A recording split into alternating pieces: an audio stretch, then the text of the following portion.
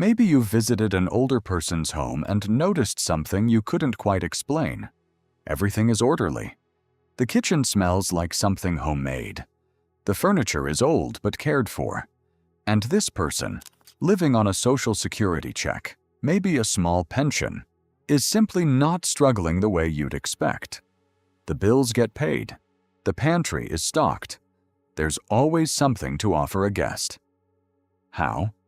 The answer isn't a secret, but it is something we stopped teaching about 50 years ago. And that silence is showing up right now, as millions of people reach retirement without the tools their grandparents carried as naturally as breathing. This is a video about those tools. The people who lived through the Great Depression came out the other side permanently changed. Their relationship with money, food, and daily life was shaped by genuine scarcity, and those habits stayed with them into old age. Which is why, right through the 1970s and 80s, older Americans were walking repositories of practical survival knowledge. Then, post-war prosperity made those skills feel unnecessary. Home economics disappeared from schools. The informal kitchen table transmission of knowledge quietly stopped. And the Depression generation passed away, taking with them what had never needed to be written down because it was simply how you lived. Today, we're going to bring some of it back. The household as a small economy. The first and most foundational thing to understand about how Depression-era people managed their lives is that they thought about their household completely differently than most of us do today. We tend to think of a household as a place of consumption. Money comes in from the outside, from a job, a pension, a benefit check, and it goes out in exchange for things the household needs. The household itself doesn't produce anything, economically speaking. It just consumes. The Depression generation did not think this way. They thought of the household as a small economy, a productive unit, a place where real economic value was created through labor, skill, and resourcefulness applied to raw materials. Consider what this looked like in practice for a woman living alone in, say, rural Tennessee in 1955. She's 68 years old.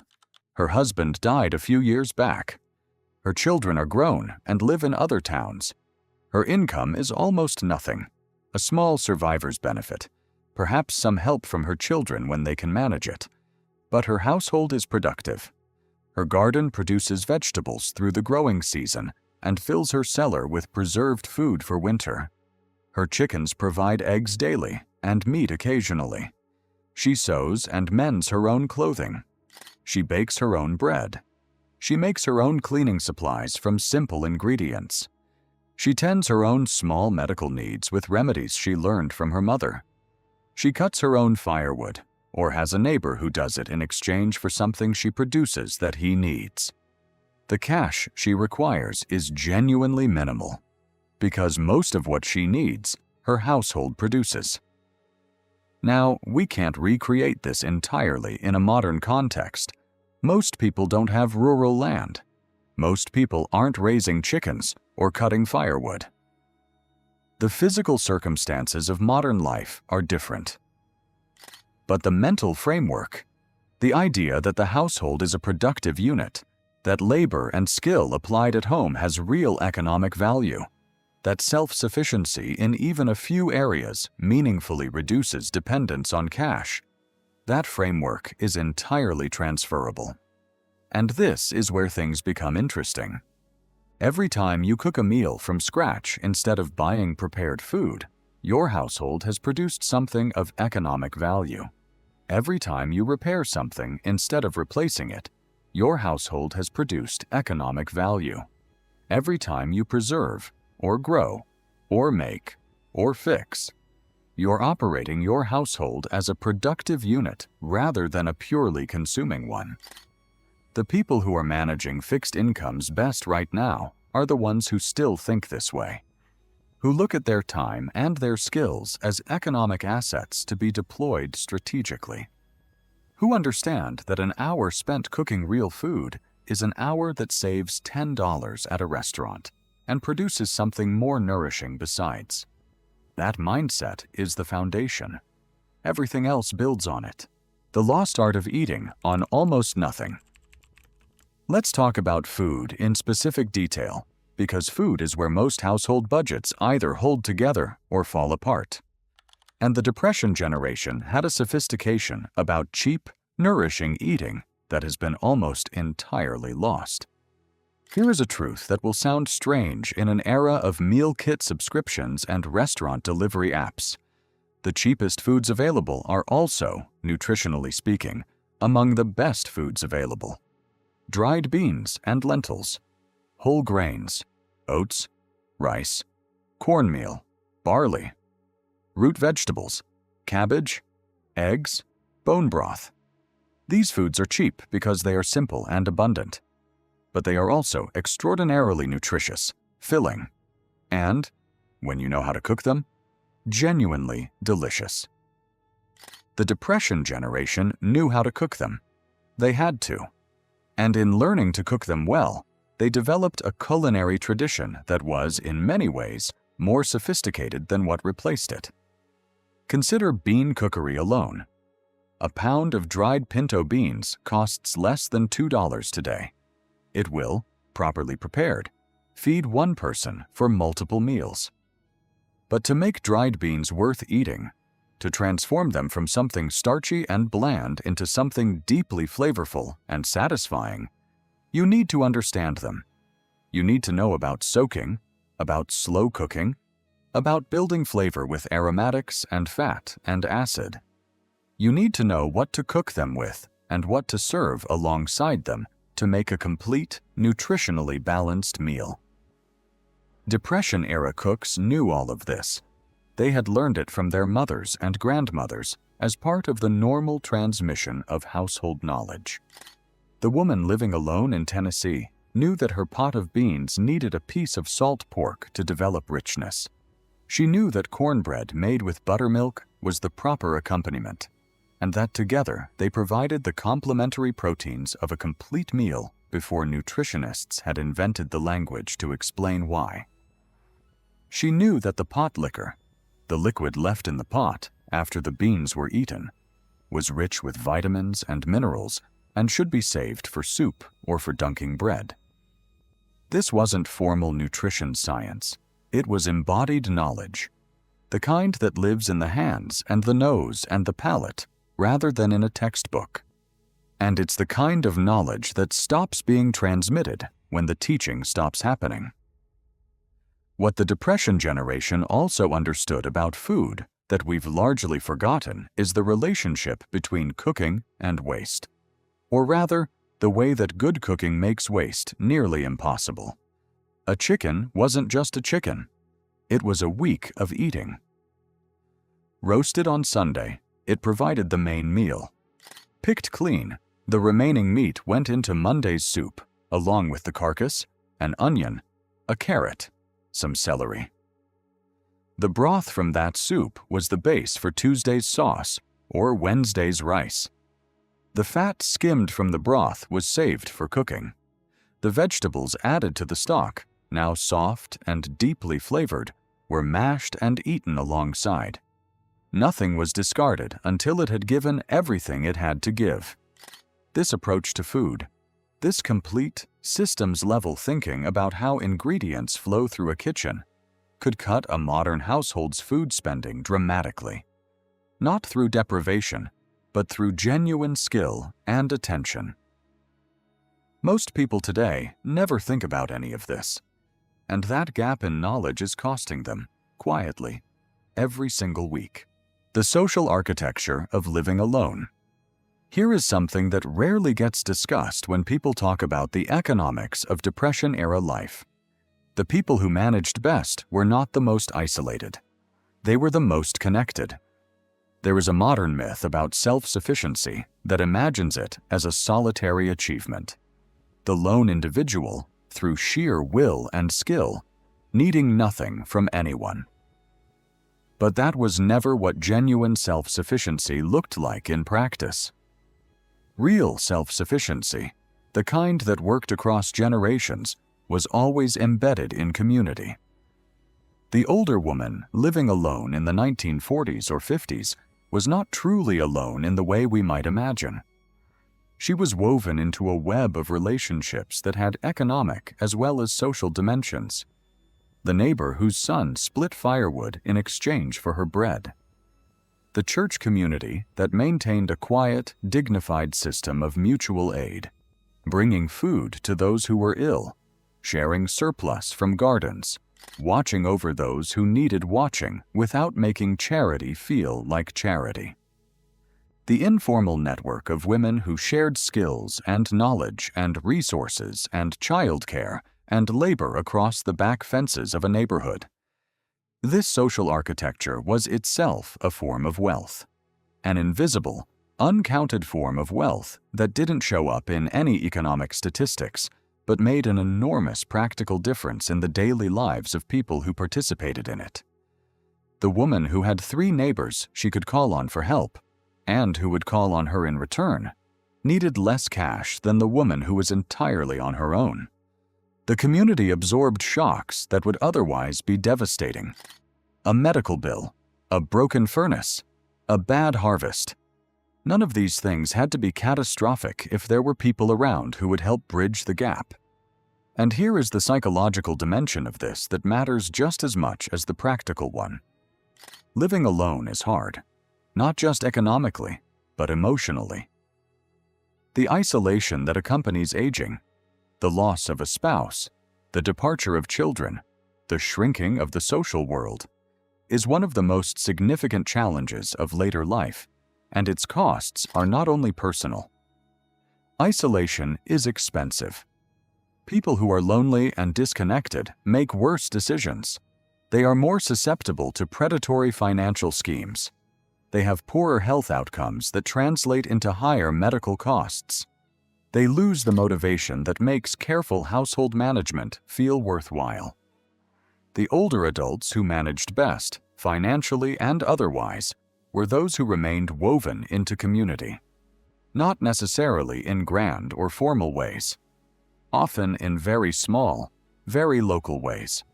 A regular card game, a church circle, a neighbor who came for coffee on Wednesday mornings. These connections weren't luxuries. They were infrastructure.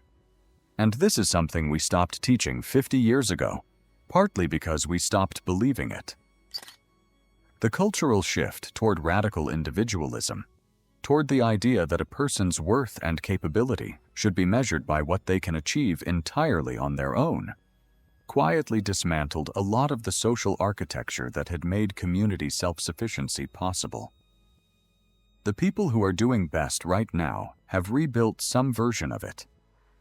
Maybe imperfectly, maybe on a smaller scale. But the principle is the same. You don't have to do this alone, and doing it together is always cheaper. The medical wisdom of simple living. This is a part of the story that often gets overlooked, but it matters enormously for anyone managing a fixed income today. Medical costs are one of the greatest financial threats facing older adults. And while the Depression generation certainly had less access to modern medicine, which is not something to romanticize because modern medicine saves lives in ways that nothing in the past could match, they had something that partially compensated for that limited access. They were exceptionally good at not getting sick in ways that were within their control. Their diets, despite their poverty, were often in certain respects better than what replaced them. Not because they had access to superfoods or supplements or the latest nutritional science, but because they ate simply and seasonally and without processed food, because processed food barely existed. The beans and greens and whole grains that formed the core of a Depression-era diet. The collard greens cooked with a ham hock, the pot of vegetable soup that simmered on a wood stove all day, the oatmeal every morning, the fresh eggs from the backyard, the dried fruit, the whole grain cornbread. This was, in retrospect, a remarkably solid nutritional foundation.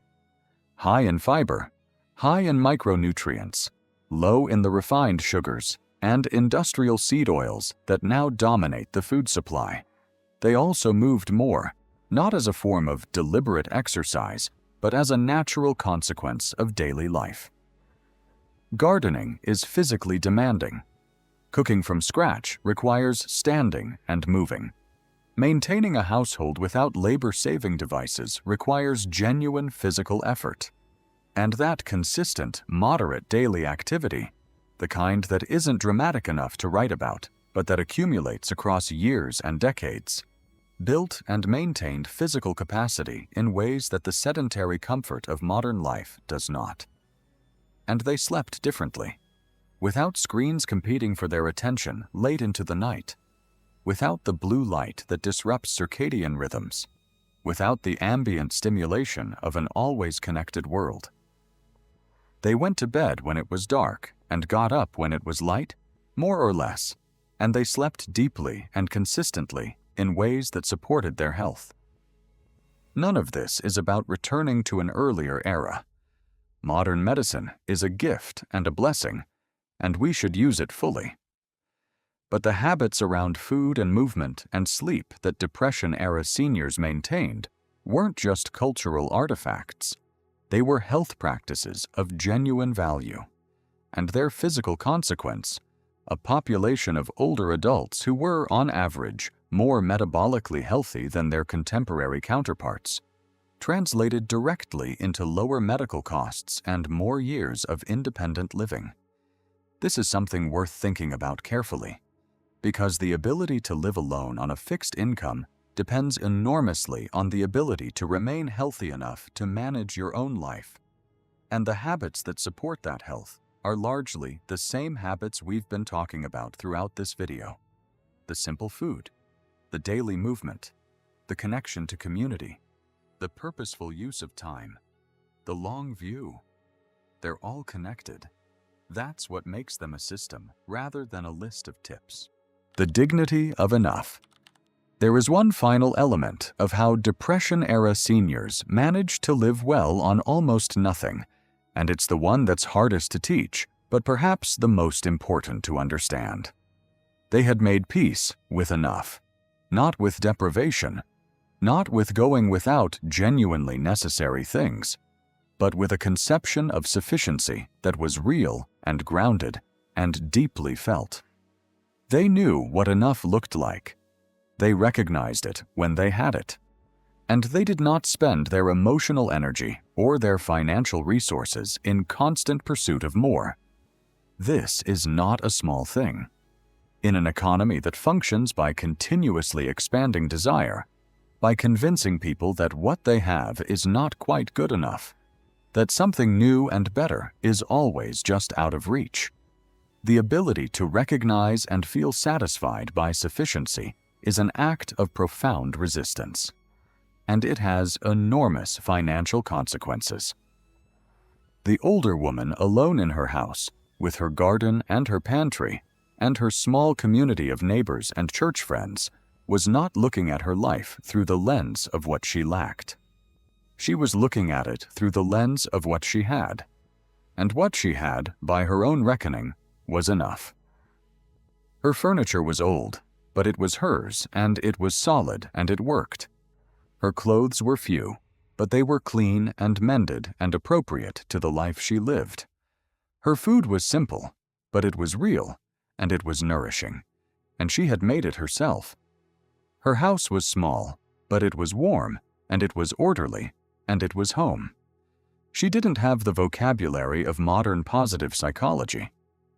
She wouldn't have talked about gratitude practices, or mindfulness, or intentional living. But she was practicing all of those things in a form that was earthy and practical and unsentimental. And that orientation, that ability to look at a modest life and see it as full rather than as lacking, protected her from the most expensive emotional response to scarcity, which is the desperate attempt to spend your way out of the feeling of not having enough. This is where things become uncomfortable, because it requires honesty. A significant portion of financial difficulty in modern life, not all of it, by any means, but a significant portion, is driven not by genuine need, but by the gap between what people have and what they believe they should have, by the constant visual comparison to a consumer ideal that most people can't actually afford, and that doesn't necessarily produce happiness even for those who can. The Depression generation had suffered enough real deprivation to know the difference between that kind of manufactured dissatisfaction and genuine need. They had felt genuine need. And they recognized, with the clarity that comes from experience, that what most people in comfortable modern circumstances feel is not genuine need, but manufactured desire. That recognition is itself worth money. Quite a lot of it, across a lifetime. The simple systems that kept everything together. Beyond their mindset, Depression-era seniors relied on simple systems that kept life organized and affordable. One was a household ledger. It wasn't complicated, just a small notebook where every dollar earned and spent was recorded. This made spending visible, helped them plan ahead, and revealed patterns they might otherwise miss.